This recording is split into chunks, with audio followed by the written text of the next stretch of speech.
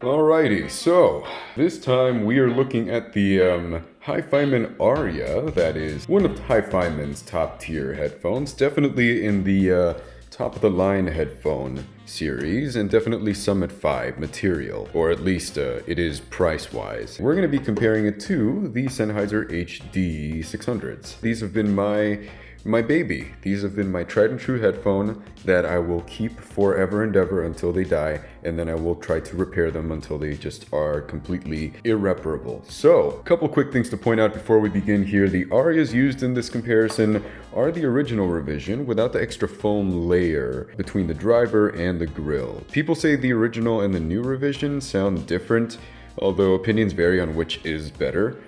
Do keep that in mind. Also, the HD600s used in this video are also the original model, not the newest 2019 revision. You can tell because of the, the round lines, the quail egg finish, etc., etc. So with that out of the way, let's go ahead and begin.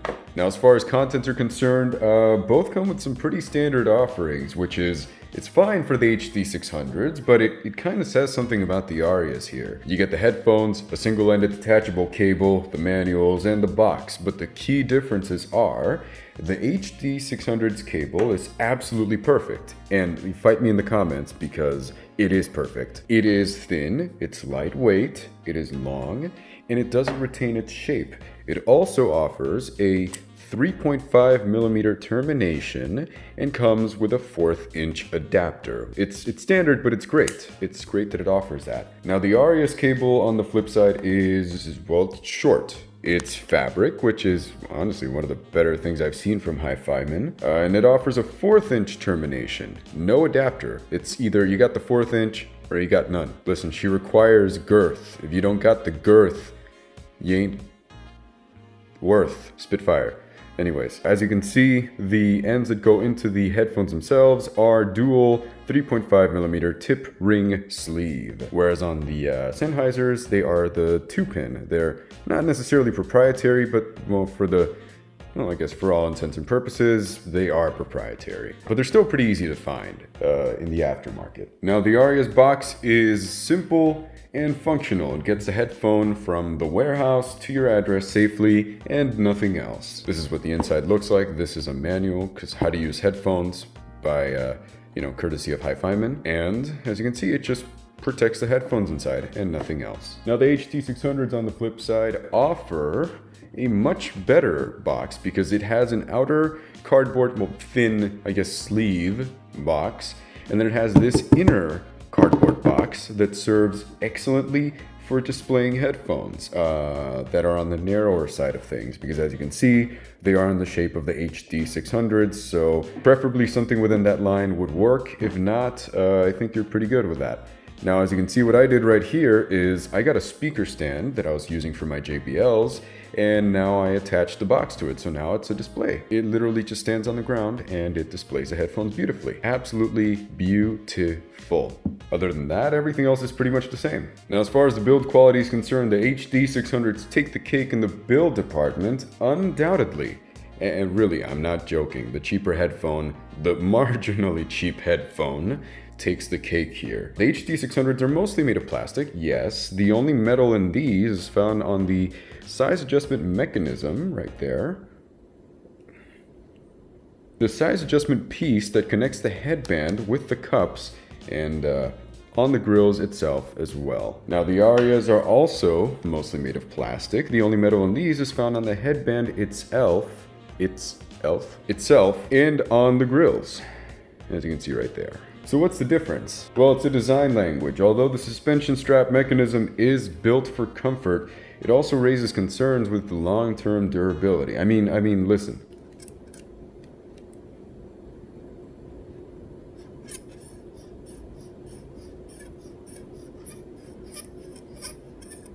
Yeah, that's a little concerning. Now listen to the HD600s.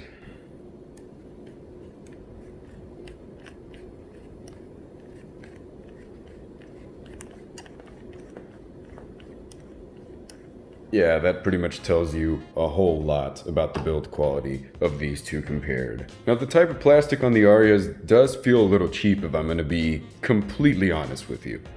No, scratch that. It feels very cheap. I mean, like generally speaking, I wouldn't really complain because, oh, well, desktop headphone, and it's built for comfort, which we'll jump into later, and it's very nice as well, which it is. I'm not complaining about that. Wait, that's exactly what I'm complaining about. Yeah, so it's not very nice. It's not very nice. It's pretty basic, pretty simple. Yes, it gets the job done, but for how many years? That's a good question. And at this price point, that is a very, very good question that you should be asking yourself. The type of plastic on the HD600s, however, are made of a higher quality plastic and feel like they've been put together a bit more professionally and built to last. And this has been held evident, as heard from many people that still own their pair after having purchased it in the late 90s and early thousands. I mean, look, I'm no engineer, but if your headphone is lasting that many years, I think you did a pretty good job designing it. So yeah, does this feel like a $300 headphone? Absolutely. Does this feel like a $1,600 headphone? Absolutely not. Now, as far as the comfort's concerned, this is where the tables start to turn a bit. It's not exactly a landslide, and here's why. For shorter listening sessions, I'd say it's a matter of preference. Like, the HD600s offer a more snug feeling and lay closer to the head. They feel more secure, and although they do have a tight clamp force out of the box, they get looser over time and more comfortable. Although, I will point out, I feel that the HD600s, at least the old revision, or well, the old model like this one, are the ones in the HD6XO line that do this the least/slowest. I'm telling you because I used to have the 6XX, which are, yes, I mean a little more cheaply made, but at the same time, they got looser like throughout the span of what? I owned them for like a year and a half, whereas I own these for 2 years now.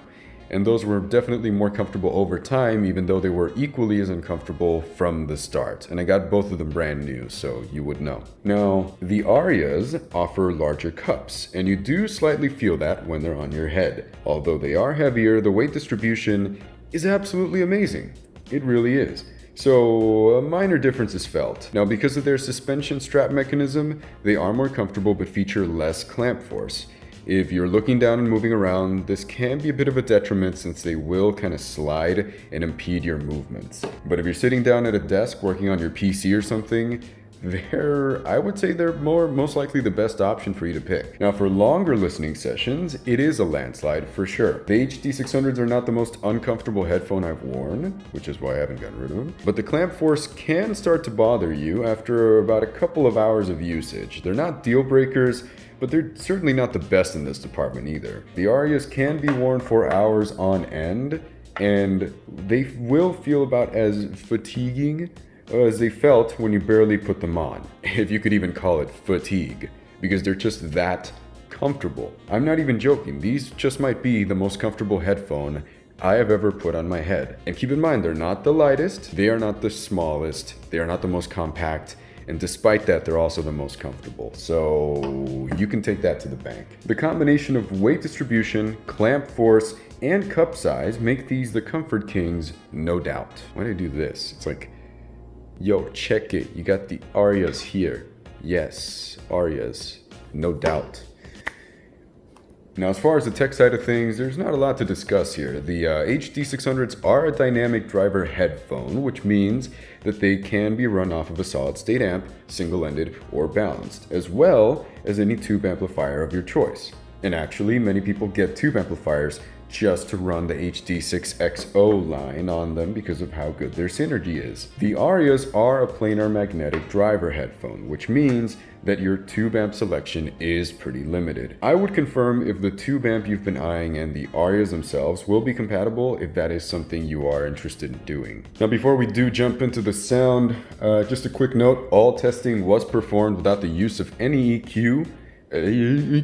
So just a quick note, all testing was performed without the use of an EQ, obviously, all stock frequency responses. EQ will be discussed in the notes and observations portion of this comparison.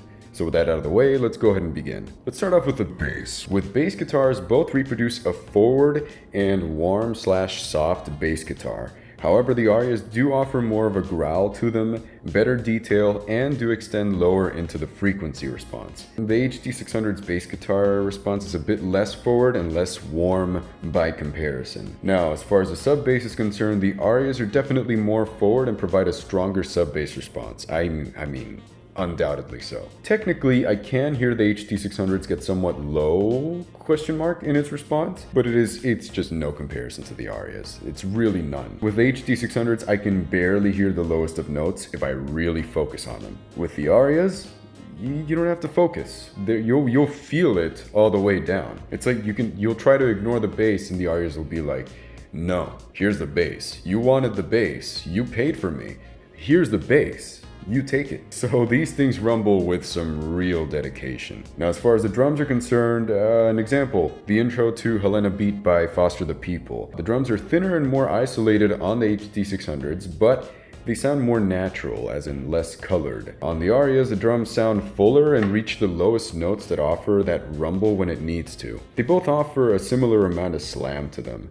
They are also a tad more forward on the Arias, so there's that to consider. Now we approach the mids. The HD600s have this legendary smoothness and clarity to the mids that is hardly rivaled by pretty much any competitor in the market, really. The Arias are unfortunately not really one of those competitors. Don't get me wrong, they don't sound terrible in the mids, but the mids do sound a tad recessed and hidden compared to other parts of the frequency. As in, the bass lies almost in front of the mids and highs, which, although it doesn't really detract from enjoying the mids, they just don't sound like the main article. Cellos sound thinner and quicker on the HD600s, while sounding more colored and lush on the Arias. So yeah, generally speaking, you can't beat the kings of mids.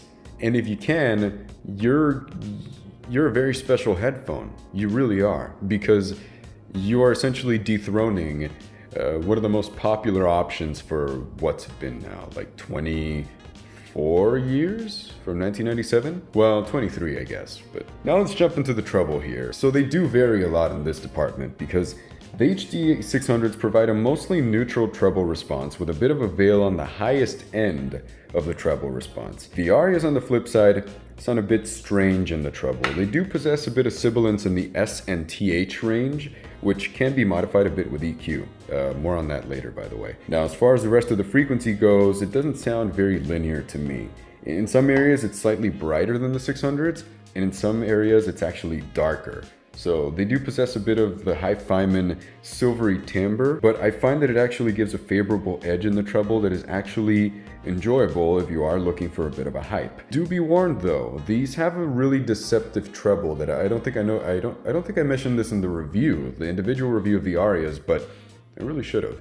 I'll describe it in the end anyway, just so I can put all the pieces together and properly explain what I mean. As far as soundstage and imaging is concerned, look, the soundstage width, the obvious are obviously wider. Amazing. However, it is not by a massive margin of difference. They do sound a lot more open and boundless, so to speak. They're like incredibly open. They just, there's no real tangibility to where the soundstage ends. Like, you know, it's kind of like I used this example before. Let's say you have a bunch of food on the floor. Well, I screwed that one up. Okay, let's say you have a bunch of food on a plate, right? And the plate is the soundstage. The food are your instruments.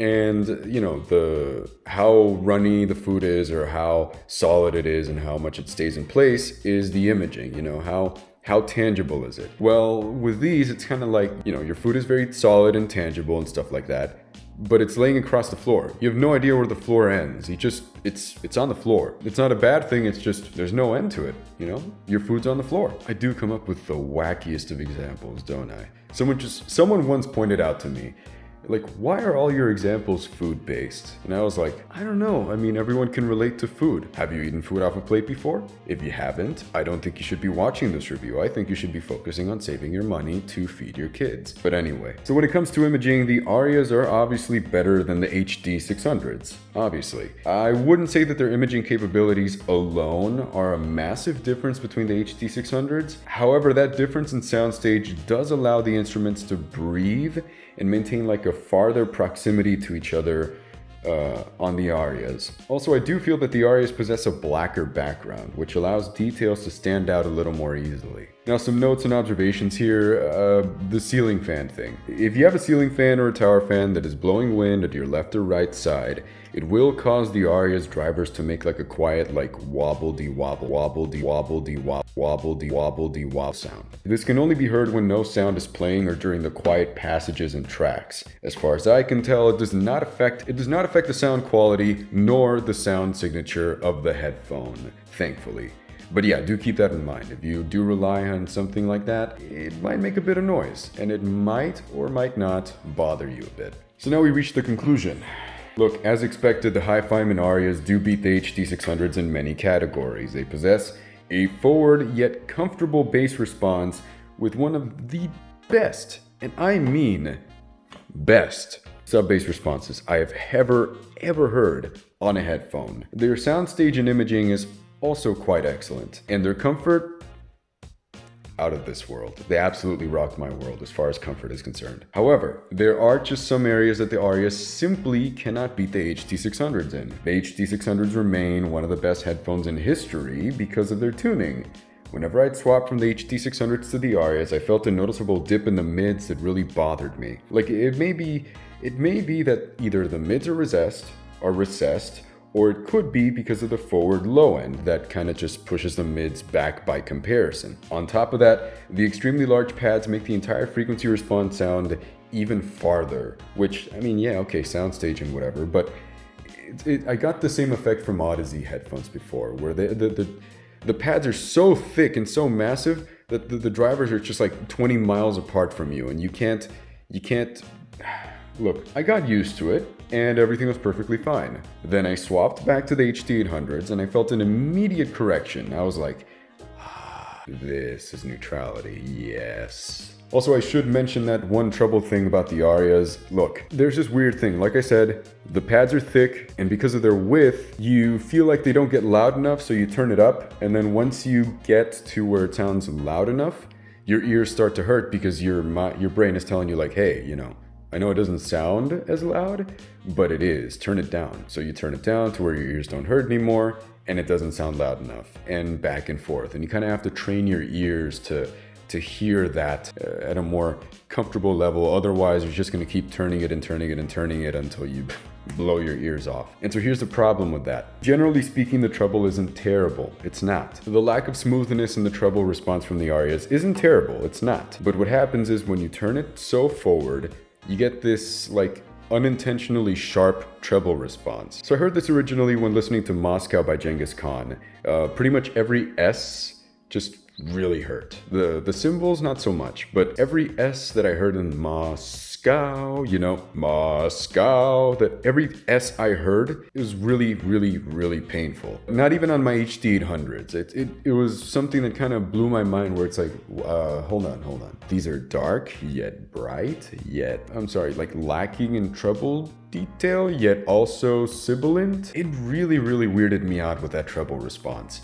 And ultimately, it happened to bother me, but there's many people out there that it just doesn't bother them, or they just listen at a lower volume. I feel like I should just point that out. And it's honestly one of my biggest gripes with the headphone itself. It's kind of like, are you bright or are you dark? Are you sibilant or are you lacking in detail? Are you soft or are you hard? Are you hard? Look, ultimately, here's what happens when you upgrade from the HD600s to the Aryas. You get better bass, worse mids, a wacky treble, a wider soundstage, slightly better imaging, but better, and much better comfort. Absolutely massive comfort benefit. So is this worth jumping in price from like $300 to $1,600 brand new? Absolutely not. Nobody should be spending $1,600 on the HiFiMAN Aryas, period. I don't care how rich you are. Look, if you're rich, you probably got rich because you knew how to manage your money. And I'm telling you, you wouldn't know how to manage your money if you bought these brand new for $1,600. Get them pre-owned. Get them off of someone. Wait for an open box sale on HiFiMAN. Something. But yeah, do know that you really are wasting your money if you buy these brand new for $1,600. I'm really helping myself out with my affiliate link, but affiliate links down below. But yeah, look, I'm here to save you money. I'm not here to like profit off of you. So you can use the affiliate link as well to check out what's pre-owned and you know, head off on eBay or AV Exchange, yada yada. I mean, there are plenty of good deals out there, you just gotta look for them. But don't buy these brand new. If you go pre-owned, is it worth jumping from the like what, $200 to $300 range here to the $1,050 to $1,100 range here? It could very well be. It could. Do you want that comfort? Go for it. Are you looking for bass cans? Go for it. Are you looking for all-rounders? I'd say still go for it. They have the potential to be all-rounders. They really do. But are you looking for the best mids or a natural timbre? Yeah, I'd second guess that one a bit. Yeah, anyway, that's gonna end it for me. Let me know what you think about this comparison. Don't forget to like, comment, subscribe, leave your questions down below. Affiliate links down below as well. Remember, don't buy these brand new, but you can buy them pre-owned. Also check out the Patreon. Thank you very much for watching this video. I hope I helped your purchasing decision somehow. So I'll see you later.